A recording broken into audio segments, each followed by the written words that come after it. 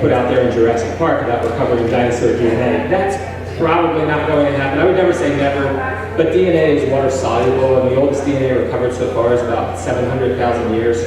What we can do now, we're doing this in my laboratory, we recover ancient proteins. So we routinely now recover blood vessels and blood cells and proteins from dinosaurs. And proteins have hereditary information in them, so you can sequence those proteins and you can build family trees from them. And you can see who's related to who. And the goal there really is, we're looking at barcodes on fossils at that point. So you find a little scrap that wouldn't be useful before, sequence the protein, and you say, oh, I didn't know Triceratops was in South America.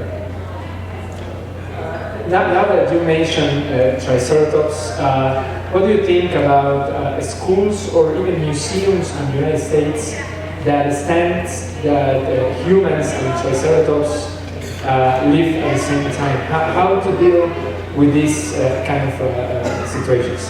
Yeah, well, it's a problem in many countries in the world, but science denial is a particular problem in the U.S., and it's very, very alarming. And the idea that humans and non-bird dinosaurs coexisted there's no evidence for that. It's crazy, really. And, there are people like in Kentucky who started this creationist museum, and they report that the Earth is 6,000 years old. The Egyptians invented deer earlier than that. There are trees living in Norway today that are 9,000 years old, and I'm not a botanist, but I'm pretty sure that we don't have trees that are older than the actual planet. But if you think the Earth is 6,000 years old, then all of a sudden it's not only geology that doesn't work, but physics no longer works, and chemistry no longer works, and astronomy no longer works, and essentially it's a medieval point of view. We know better than that now. We know that the Earth is old. That's a fact. We know that organisms evolve. That's a fact. And you can have your opinion about how we should teach things or respond to things, but you don't get your own facts, right? And so when I talk about evolution, I try not to say, and I caution people not to say, you don't say, I believe in evolution. I don't believe that. It's a fact. Does anybody ever ask you, do you believe in gravity? So evolution is not a belief system. It's a fact. We can see it in fossil records, we can see it in the wild, we can see it in laboratories, and natural selection is the main mechanism that explains the fact of evolution. Do you think it's possible to make it illegal in the schools to teach creationism, for example? Well, there's been a long-running battle going back to the Scopes trials in the United States about the teaching of evolution in the classrooms. It was outlawed at one point in Tennessee.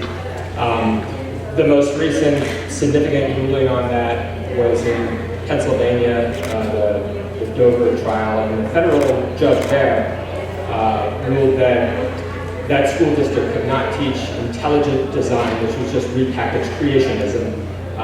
They ruled that particular district could not teach it and could not teach it forever, for the future as well.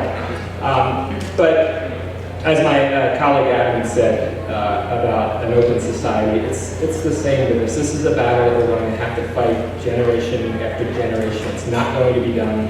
And what happens is that the forces of misinformation, they get knocked down and then they repackage their wares and then they put them out there again. So every generation is going to have to fight that battle of modernity versus medieval view, essentially.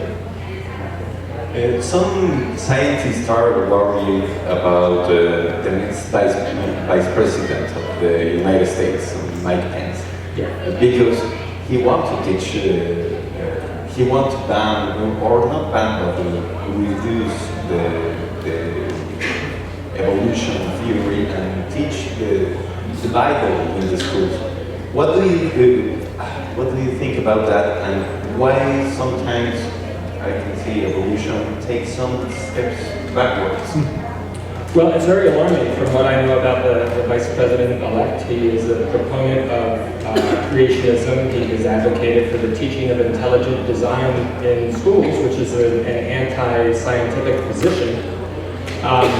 And I'm worried about a host of scientific issues with respect to this new administration. The idea that we might pull out of the Paris Accord is extremely alarming.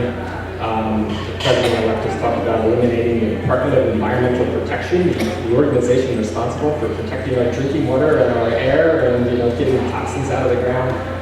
And so it's really all very alarming to scientists. And I think I hope scientists are waking up to the fact that it's not enough to go into your laboratory and do your experiments and publish your little technical papers that only other scientists read. But scientists really need to get involved in a larger sphere to help educate the public, but also to advocate for the positions that we know have to happen for us to have a better future. So yes, I'm alarmed by it.